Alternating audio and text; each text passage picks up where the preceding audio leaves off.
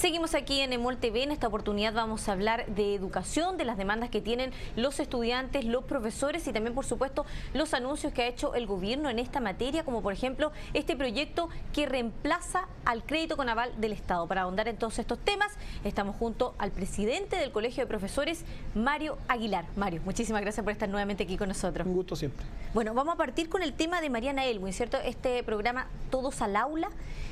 Quienes componen finalmente esta mesa de trabajo. Usted decía por ahí, a nosotros como gremio, Mariana Elwin no nos da confianza, si pudiéramos ahondar en ese punto. Sí, mire, nosotros la verdad es que fuimos sondeados y fuimos consultados si estaríamos dispuestos a participar de una comisión, una mesa para estudiar ese tema que nosotros pusimos, el tema del agobio en el aula, el agobio laboral docente, un tema que nosotros hemos trabajado por tiempo. En el gobierno anterior tuvimos una comisión, emitió un informe, participamos de una comisión que emitió un informe bastante contundente. Yo espero que el presidente de la República conozca ese documento o se lo podemos hacer llegar, porque es un informe que detalló muy bien todos los procedimientos que afectan hoy día el trabajo docente en el aula de tipo administrativo, burocrático.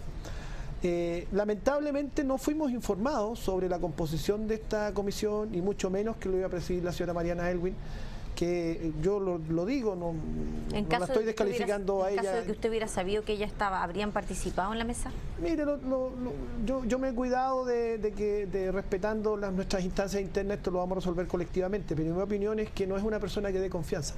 Pero además de ella presidiendo, que no nos da confianza por su perfil, por su pertenencia a un mundo bien particular, bien específico, que es el mundo de los sostenedores, por su propia gestión como ministro de Educación, no creemos que sea la persona adecuada para presidir una comisión de este tipo, porque se supone que quien preside de alguna manera debe dar confianza a todos los sectores, debe tener una cierta garantía a todos los sectores.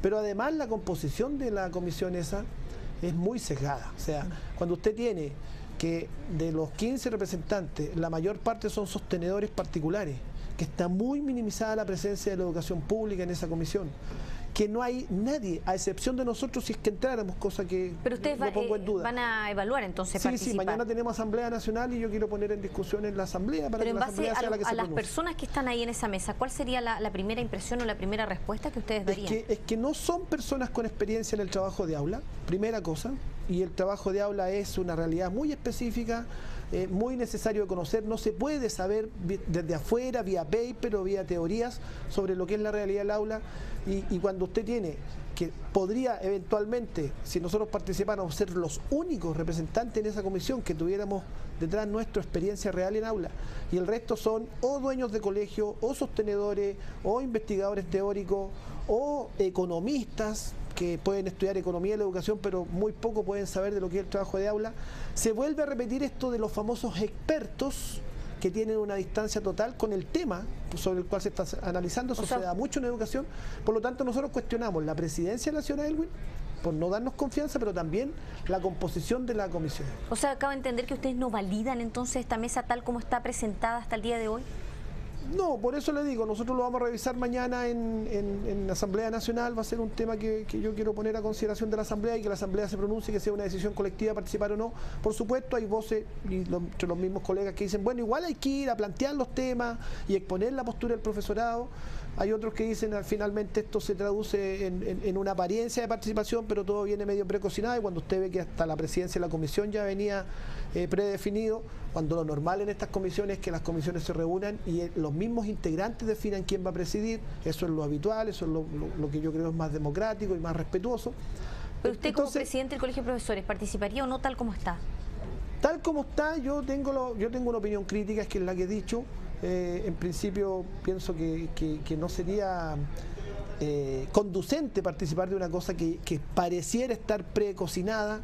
Si tuviéramos la posibilidad de que el Ministerio nos diera algunas explicaciones al respecto o nos diera ciertas garantías, es un tema que lo podemos revisar, pero yo de todas maneras quiero ser muy respetuoso con mis colegas y esto lo vamos a resolver. O sea, una decisión que se va a tomar de manera colectiva. Ahora preguntarle, Mario, con respecto a esta reunión que usted me contaba que tuvo con el subsecretario, si nos pudiera comentar de qué se trató, qué temas se pusieron ahí sobre la mesa. Ya vengo. Mire, nosotros tenemos una mesa de negociación con el Ministerio, esta era la 5ª reunión, y hace días atrás recibimos una respuesta a nuestro petitorio por esta mesa sectorial que incluye una serie de temas. Ninguno son temas que tengan que ver con transformaciones de fondo, ¿no? En esta mesa no estamos planteando grandes reformas en la educación chilena, sino que temas sectoriales sectoriales propios del profesorado, sobre el trabajo en aula, el agobio laboral docente en unos temas, sobre la deuda histórica, sobre los profesores a contrata, sobre los profesores que tienen un trato desigual, como las colegas educadoras diferenciales y de párvulo que no les pagan su mención, en fin, un listado de distintas temáticas. Y recibimos en estos días la primera respuesta formal del Ministerio por escrito, y fue una respuesta pobrísima. ¿Qué les dijeron hacia grandes rasgos? En el fondo no hay en esa carta solución a los problemas concretos. Hoy día tuvimos la primera reunión post carta, digamos, post respuesta escrita, y le hicimos ver al subsecretario nuestro malestar, porque la respuesta es pobre, es una muy pobre respuesta, no se hace cargo de los grandes problemas. El subsecretario nos dijo que era una primera respuesta, que no estaba cerrado esto, que debiéramos seguir conversando, pero nosotros lo que tenemos en Asamblea Nacional mañana que es poner en consideración esta respuesta, y según las definiciones de los asambleístas, la Asamblea es soberana para definir un curso de acción. Yo voy a proponer como presidente que nosotros tenemos que entrar en una etapa de movilización ahora, porque frente a ya haber tenido 5 reuniones, ir a paro, o sea, esa sería probablemente la Asamblea va a acordar una creciente plan de movilización que no parte inmediatamente al día siguiente con un paro, pero que va haciendo distintas manifestaciones. Tenemos que involucrar al profesorado de base en esta negociación ahora, en esta etapa, ciertamente, y por supuesto que la posibilidad de un paro nunca la podemos descartar, porque es parte de los recursos con que cuenta un gremio, y es totalmente legítimo y válido que así sea. Mario, ¿usted ve voluntad de parte de este gobierno, de parte del Ministerio de Educación, en avanzar en las demandas que tienen los profesores? Bueno, al tenor de la carta, que es una respuesta escrita, formal, hecha por el subsecretario a nombre del Ministerio de Educación, uno tiene que pensar que no, porque la respuesta, le repito, es pobrísima. Ya la subimos a la página web hace un rato, la está conociendo ya el conjunto del profesorado, pero es una respuesta muy pobre. Entonces, por un lado, el subsecretario y el ministro, cuando hemos tenido reuniones, manifiestan mucha disposición de diálogo.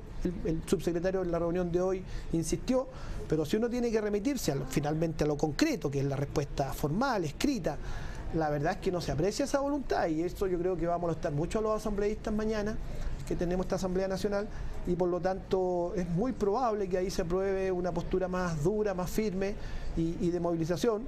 Ojalá no tuviéramos que llegar a paralización, ojalá. Pero no se puede descartar, digamos, en el escenario de ninguna manera lo podemos descartar, porque cuando usted no es escuchado, cuando usted tiene respuestas tan pobres, cuando finalmente la manifestación verbal de disposición a diálogo no se manifiesta en respuestas concretas, entonces a usted no le queda otro camino, lamentablemente.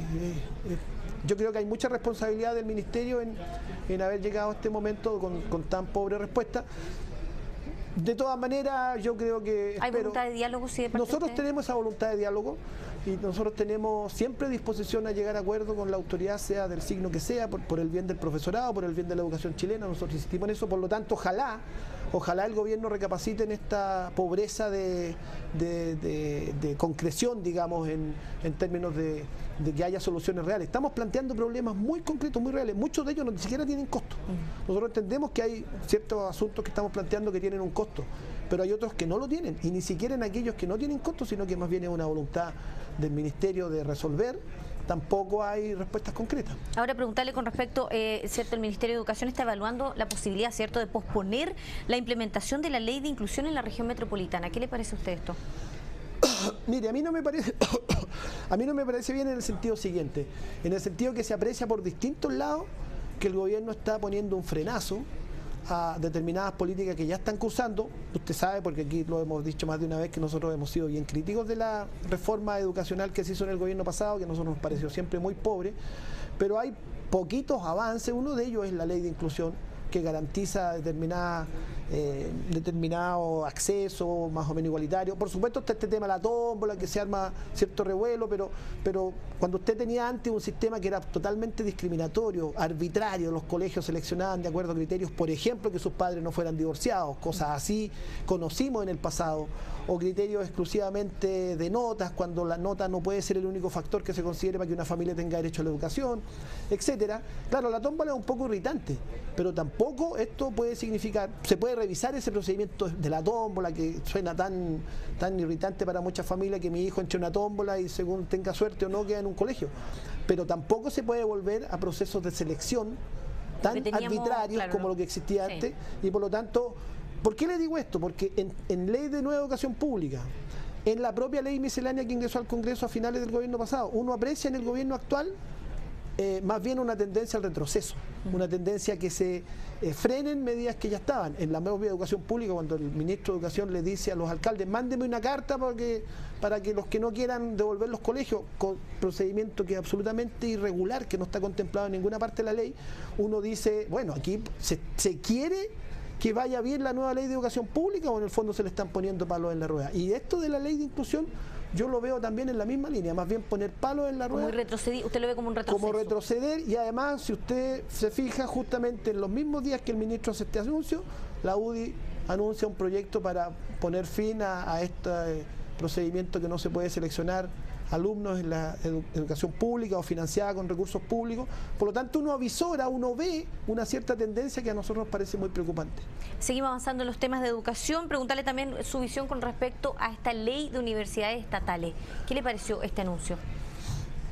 Bueno, una ley de universidades estatales se está pidiendo hace tiempo, pero en esta misma lógica, donde además quiero recordar que el ministro de Educación se reunió en una ceremonia con los propios rectores de las universidades públicas y hace prácticamente una apología de las universidades privadas, poniéndolas casi en un mismo nivel. Sí, algo que no cayó muy bien entre varios rectores. Nada de bien, fue bastante inoportuno, diría yo, porque además hay algo que nosotros hemos reclamado del Movimiento Social por la Educación, y aquí me sumo a lo que han planteado los estudiantes o incluso los mismos rectores, académicos, que esta premisa que se hace en Chile, o el modelo establece que tienen que tener el mismo trato la educación pública y la educación privada, no existe en ningún lugar del mundo.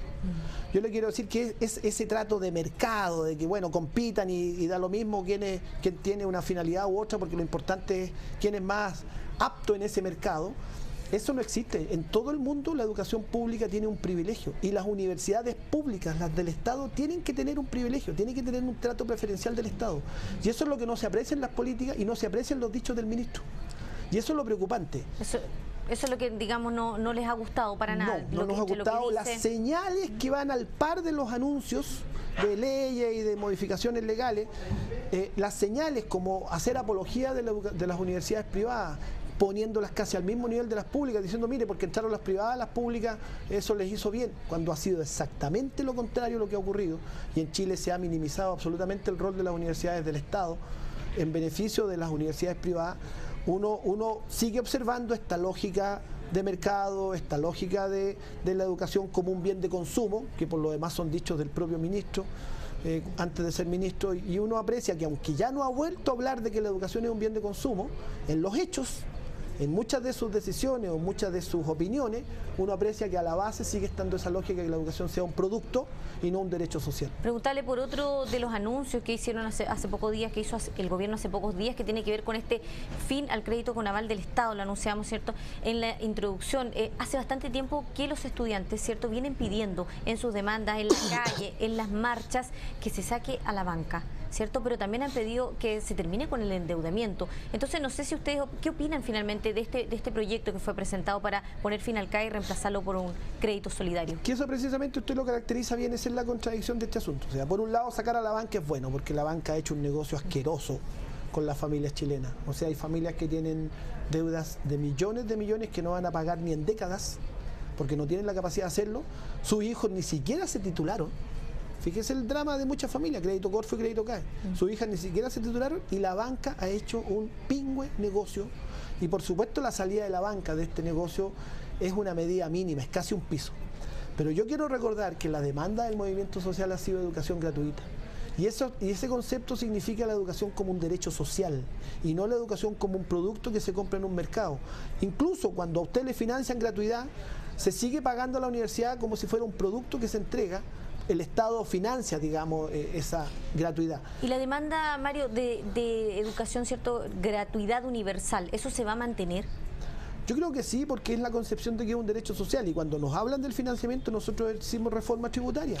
O sea, la misma banca que tiene unas utilidades exorbitantes en Chile, las mismas ISAPRES que tienen utilidades exorbitantes, sectores de la economía nacional que tienen grandísimas utilidades. Cuando usted tiene que en Chile existen de las mayores fortunas del mundo en ciertos grupos económicos. Chile es un país que no está entre los países más ricos del mundo, sin embargo tiene millonarios entre los más ricos del mundo. Entonces usted lo que tiene es que nuestro país no es pobre en recursos.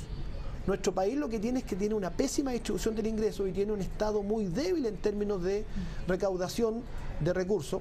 El propio tema de los recursos naturales, el litio, que si se nacionalizara, por ejemplo, con toda la proyección que tiene en términos económicos, el litio como un metal que va a estar absolutamente requerido fuertemente por la industria y la tecnología en las próximas décadas, y sin embargo el litio se le está privatizando en vez de convertirlo en un ingreso de recursos para el Estado. Chile no tiene un problema de recursos para tener educación, salud gratuita. Chile tiene un problema de que las prioridades están mal enfocadas y se prioriza más bien las utilidades de los grandes grupos económicos que los recursos esos vayan a los derechos sociales. Por lo tanto, la demanda de educación gratuita, por supuesto, no sigue vigente. Entonces, ¿podrían haber nuevas movilizaciones pensando en marcha? Hemos tenido, ¿cierto?, durante este año algunas marchas bastante multitudinarias, sobre todo pidiendo el tema, la ola feminista, ¿cierto?, que se ha impuesto con fuerza, pero siguen ahí las demandas de gratuidad, la demanda de calidad, eso sigue presente. Por supuesto, yo quiero decir además que las demandas feministas nosotros las hemos incorporado plenamente como gremio docente. Nosotros somos un gremio que tiene un 73% mujeres, así que nos toca muy directo y hemos participado muy activamente en todas esas demandas. Pero además hay muchos otros temas. Le quiero decir que en Punta Arenas, por ejemplo, nuestros colegas han completado es la 6ª semana en paro, porque no les llevan años que no les pagan su previsión ni sus sueldos completos, una situación gravísima que estalló allá, un alcalde absolutamente ineficiente para resolver los problemas, un ministerio ausente, se lo dijimos al subsecretario hoy día, o sea, el ministerio tiene que intervenir, tiene que nombrar un delegado ministerial para que resuelva el problema de Punta Arenas, problema que además existe en muchas otras comunas. Teníamos el lunes reunión con el ministro Varela para plantearle qué va a hacer el gobierno con la enorme deuda municipal que existe hoy día, que está reventando por distintos lados, cuál es el plan que tiene el gobierno para fortalecer la educación pública. Entonces, se lo pongo como un ejemplo de muchísimas demandas no resueltas. Nunca dejo yo de agregar además la deuda histórica en el caso nuestro, que es una espina que tenemos clavada, que nunca se ha resuelto, y este gobierno tampoco da señal en el petitorio, en la respuesta a nuestro petitorio, señala simplemente que no y no da ni siquiera una mayor explicación. Entonces, hay muchas razones por las cuales nosotros creemos que en educación todavía hay un montón de demandas pendientes, algunas propias nuestras como docentes, otras en común con otros actores sociales como los estudiantes, apoderados y otros, pero ciertamente yo creo que educación va a seguir fuerte en el debate nacional. Mario, le agradecemos haber estado aquí con nosotros en EMOL TV. Un gusto siempre. Y a usted lo dejamos invitados a seguir conectados aquí en EMOL TV e informándose a través de emol.com.